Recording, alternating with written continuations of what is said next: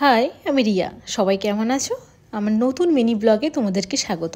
আগেরবার দেখিয়েছিলাম তোমাদেরকে তমলুক বড়ভূয়া মন্দির। এইবারে চলো নিয়ে যাই উলুবেড়িয়া কালীবাড়ি, যেটা খুব ফেমাস, নামকরাও খুব জাগ্রত।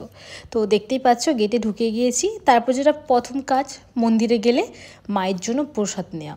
তো প্রসাদ নিচ্ছিলাম, আর এই দোকানটা খুব সুন্দর একটা ডেকোরেট করা ছিল, তোমাদের সাথে শেয়ার করলাম। তো ওখানেই কাকুটা বললো যে নাম আর গোত্র তোমরা লিখতে পারো। তো আমি নিয়ে চলে গেলাম মায়ের কাছে।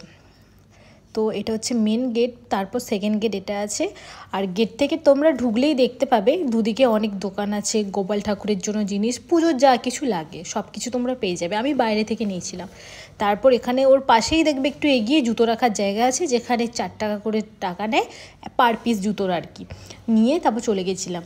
আর যারা কালীবাড়ি এসেছো জানো, এখানে শুধু মা কালী না, মা দুর্গারও পুজো হয়, যেটা অলরেডি তখন স্টার্ট হয়ে গেছিলো। পুজো বাকি ছিল, হয়ে গেছিলো, স্টার্ট হচ্ছিল। তো গেলাম মায়ের কাছে, আর পুরো চারিদিকের পরিবেশটা শান্ত ছিল। আর এই যে মা, খুব জাগ্রত মা। তখন মায়ের আরতি হচ্ছিল, আমি প্রণাম করে নিলাম। তারপর লাইন দিতে হয়, ওখানে খুব ভিড় হয়। আমরা যেদিন গেছিলাম খুব একটা ভিড় ছিল না। তারপর মায়ের কাছে যে আমার নিজের মনের কথা কিছু পার্সোনাল যেটা শেয়ার করলাম মায়ের কাছে। তারপর লাইন দিয়ে ভেতরে ঢুকতে, এখানে একটা ভালো জিনিস আছে, তুমি ডাইরেক্ট মায়ের নিজের পুজো দিতে পারবে। এখানে বামুন দাদুকে আমি আমার ডালি দিয়ে দিয়েছিলাম পুজোর, ওখানে হচ্ছে পুজো হচ্ছিল। তারপর প্রণাম করে প্রসাদ কালেক্ট করে আমি বাইরে চলে গেছি। বাইরে বেরোলেই দেখবে একটা ঠাম্মি ওখানে বসে আছে একবারে মন্দিরের সামনে।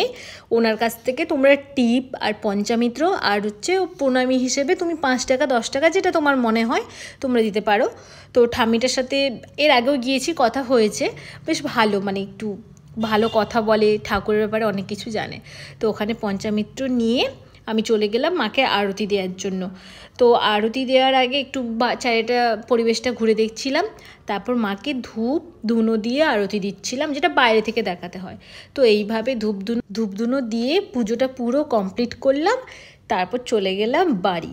তো বাড়ি ফেরার রাস্তাটা ঠিক এরকম একটা পরিবেশ পাবে তোমরা। এখানে তোমরা অনেক কিছু কসমেটিক পাওয়া যায়।